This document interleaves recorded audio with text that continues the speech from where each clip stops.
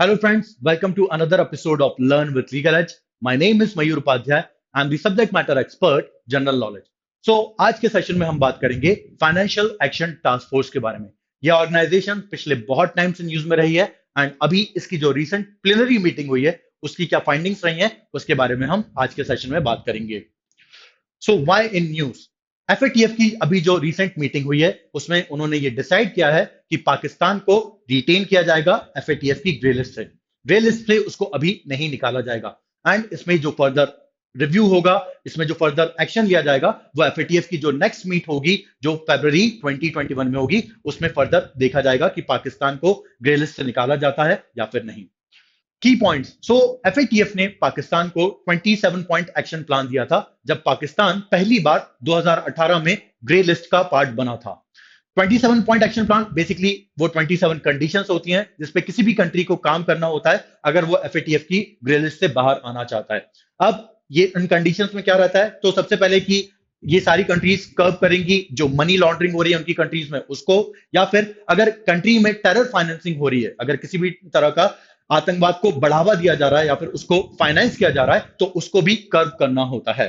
सो जो recent plenary meeting हुई थी उसमें एफएटीएफ ने यह बोला है कि पाकिस्तान ने इन 27 कंडीशंस में से 21 कंडीशंस पे अच्छा काम किया है, बट फिर भी अभी भी 6 कंडीशंस पे पाकिस्तान को और काम करना है, उसमें और ज्यादा सुधार करने हैं ताकि पाकिस्तान को एफएटीएफ की ग्रे लिस्ट से बाहर निकाला जा सके। एफएटीएफ ने पाकिस्तान से ये स्ट्रांगली अर्ज किया है कि अगर वो ये सारी कंडीशंस को फुलफिल कर लेते हैं अगली मीटिंग तक जो कि फरवरी 2021 में शेड्यूल्ड है, तो पाकिस्तान को एफएटीएफ की ग्रे लिस्ट से बाहर निकाल दिया जाएगा। The points on which Pakistan fail to deliver. कौन कौन से ऐसे पॉइंट्स थे जिनमें पाकिस्तान डिलीवर करने से फेल हो गया?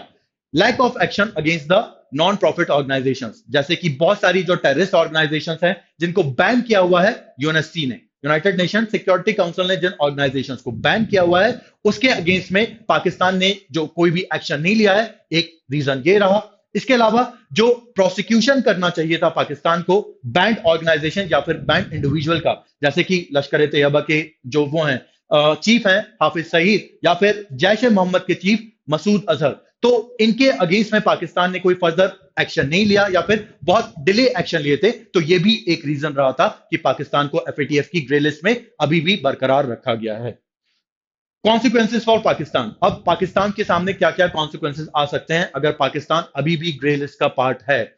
सबसे पहले अभी बहुत डिफिकल्टी हो जाएगी पाकिस्तान को अगर उनको किसी भी तरह की फाइनेंशियल एड चाहिए जो वर्ल्ड की डिफरेंट ऑर्गेनाइजेशन है, जो बड़ी बड़ी ऑर्गेनाइजेशन है जैसे कि international monetary fund, world bank हो गया, यूरोपियन यूनियन, ये सारी ऑर्गेनाइजेशन जो कंट्रीज को फाइनेंशियल एड देती हैं, उनको आर्थिक मदद देती हैं, तो यहां पे पाकिस्तान को थोड़ी दिक्कत आ सकती है। अगर कोई भी कंट्री ग्रे लिस्ट का पार्ट होती है तो उसको फाइनेंशियल एड मिलने में मुश्किल होती है या फिर जो भी उनको फाइनेंशियल एड मिलती है उसका इंटरेस्ट जो होता है वो थोड़ा सा हाई होता है, तो ये थोड़ी सी अभी दिक्कतें हो सकती है पाकिस्तान के साथ।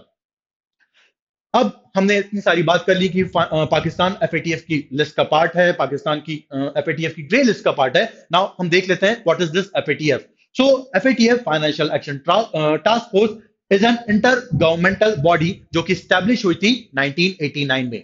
1989 में जो G7 की समिट हुई थी पेरिस में, तब फाइनेंशियल एक्शन टास्क फोर्स को स्टैब्लिश किया गया था। ऑब्जेक्टिव्स को देख लेते हैं एफएटीएफ के। So mainly financial action task force के दो ही ऑब्जेक्टिव होते हैं। पहला, टू कॉम्बैट मनी लॉन्ड्रिंग, मतलब कि पूरी दुनिया में जितनी भी मनी लॉन्ड्रिंग हो रही है उसको देखना, उसको पूरा चेक एंड बैलेंस में रखना। मनी लॉन्ड्रिंग का मतलब ये होता है कि सपोज आपके पास ब्लैक मनी है एंड आपको उस ब्लैक मनी को व्हाइट मनी में कन्वर्ट करना है। आप क्या कर रहे हैं, आपने अपनी ब्लैक मनी निकाली एंड एक शेल कंपनी में डाल दी। शेल कंपनी का मतलब एक ऐसी कंपनी जो कि सिर्फ ऑन पेपर्स एग्जिस्ट कर रही है, उसका कोई भी फिजिकल प्रेजेंस नहीं है। आपने अपना पूरा पैसा उस शेल कंपनी में डाला एंड आप उस शेल कंपनी से प्रॉफिट दिखाने लगे कि मुझे इतना प्रॉफिट जनरेट हो रहा है। इससे क्या होगा कि वो पूरा प्रॉफिट आपकी व्हाइट मनी में चेंज हो जाएगा। तो यहां पे एक काम एफएटीएफ का ये होता है कि दुनिया में जितनी भी मनी लॉन्ड्रिंग हो रही है या फिर इस तरीके के काम हो रहे हैं तो उनको कर्व करना, उन पे कॉम्बैट करना। दूसरा काम यहां पे एफएटीएफ का होता है टू चेक टेरर फाइनेंसिंग। अब टेरर फाइनेंसिंग क्या होती है? सपोज कोई कंट्री है जिसको पैसा आ रहा है, जिसको फाइनेंशियल एड आ रही है ऑर्गेनाइजेशन की तरफ से, दुनिया की बड़ी बड़ी ऑर्गेनाइजेशंस उनको फाइनेंशियल मदद दे रही हैं, बट वो कंट्रीज क्या कर रही हैं, उस फाइनेंशियल मदद को वो चैनलाइज कर दे रही हैं किसको? टेररिस्ट ऑर्गेनाइजेशंस को, मतलब कि टेररिस्ट ऑर्गेनाइजेशन तक वो पैसा पहुंच जा रहा है जो पैसा दिया गया था इंफ्रास्ट्रक्चर को डेवलप करने के लिए उनकी कंट्री में। तो इस पूरी चीज को चेक एंड बैलेंस में रखना, इस पूरी चीज को कर्व करना, एक ये काम होता है फाइनेंशियल एक्शन टास्क फोर्स का। इसका सेक्रेटरीट लोकेटेड है इन पेरिस, जहां पे ऑर्गेनाइजेशन फॉर इकोनॉमिक कोऑपरेशन का हेडक्वार्टर है, वहीं पे इसका सेक्रेटरीट लोकेटेड है। मेंबर कंट्रीज देख लेते हैं, तो एफएटीएफ के अभी 39 मेंबर्स हैं, जिसमें से 37 कंट्रीज हैं और 2 रीजनल ऑर्गेनाइजेशंस हैं। एक रीजनल ऑर्गेनाइजेशन जिसका नाम है यूरोपियन कमीशन एंड दूसरी जिसका नाम है gulf cooperation council. India is also a member of FATF. India ने 2010 में फाइनेंशियल एक्शन टास्क फोर्स को ज्वाइन किया था एंड उस टाइम पे इंडिया ने 34th कंट्री के रूप में ज्वाइन किया था एफएटीएफ को। अब देख लेते हैं इसका सबसे important part, what are the list under the FATF. List कौन कौन सी होती है फाइनेंशियल एक्शन टास्क फोर्स के अंदर। तो सबसे पहली इसमें जो लिस्ट होती है उसका नाम है ग्रे लिस्ट, जिसका अभी पाकिस्तान पार्ट है। ग्रे लिस्ट में उन कंट्रीज को डाला जाता है जो कि सेफ हेवन प्रोवाइड करती हैं, किसको, टेररिस्ट ऑर्गेनाइजेशंस को, या फिर ऐसी कंट्रीज जो कि मनी लॉन्ड्रिंग का काम कर रही हैं या फिर टेरर फंडिंग में काम कर रही हैं, ऐसी ऑर्गेनाइजेशंस को उठा के डाल दिया जाता है किसमें, ग्रे लिस्ट ऑफ एफएटीएफ की। अब ग्रे लिस्ट में अगर कोई कंट्री आ गई एफएटीएफ की तो उसके साथ यहाँ पे क्या क्या हो सकता है या फिर उसको क्या क्या परेशानियां हो सकती हैं, वो एक बार देख लेते हैं। सो अगर किसी कंट्री का नाम एफएटीएफ की ग्रे लिस्ट में आ गया है तो जो भी फाइनेंशियल एड मिल रही है, जो भी मदद मिल रही है, जो भी बड़ी बड़ी ऑर्गेनाइजेशंस किसी कंट्री को अगर मदद करती हैं तो वो सारी मदद यहां पे बंद हो जाती हैं। ठीक है, जैसे कि यूरोपियन यूनियन हो गया, वर्ल्ड बैंक हो गया, ठीक है, कोई भी बड़ी ऑर्गेनाइजेशन अगर किसी कंट्री को फाइनेंशियल एड देता है तो वो सारी की सारी मदद रुक जाती है, या फिर वो फाइनेंशियल एड मिलने में उस कंट्री को थोड़ी मुश्किलें होंगी, या फिर अगर फाइनेंशियल एड मिल रही है तो उसमें जो इंटरेस्ट रेट होगा वो काफी हाई रहता है अगर किसी कंट्री का नाम एफएटीएफ की ग्रे लिस्ट में आ जाता है। अब बात कर लेते हैं दूसरी लिस्ट के बारे में जिसका नाम है ब्लैक लिस्ट।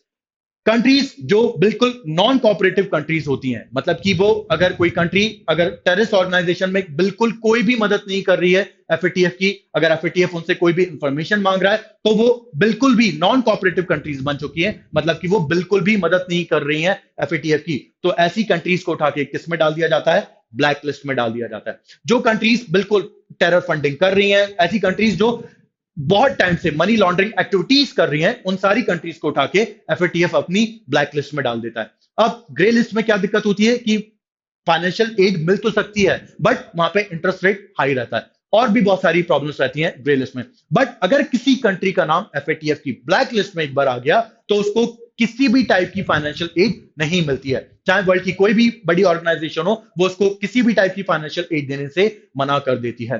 तो अभी एफएटीएफ की जो ब्लैक लिस्ट है उसमें सिर्फ 2 कंट्रीज हैं। पहली कंट्री है नॉर्थ कोरिया एंड जो दूसरी कंट्री है एफएटीएफ की ब्लैक लिस्ट में वो है ईरान। तो ये 2 कंट्रीज अभी एफएटीएफ की ब्लैक लिस्ट का पार्ट हैं। So that's it in this part of learn with legal age. अगर आप ऐसी वीडियोस देखना चाहते हैं तो प्लीज लीगल एज के चैनल को लाइक करें, सब्सक्राइब करें एंड बेल आइकन दबाएं, ताकि अगर हम कोई और फर्दर वीडियो लेकर आए तो आप वो उन सारी वीडियोस की नोटिफिकेशन पहले से ही मिल सके। That's it from my side, bye bye guys.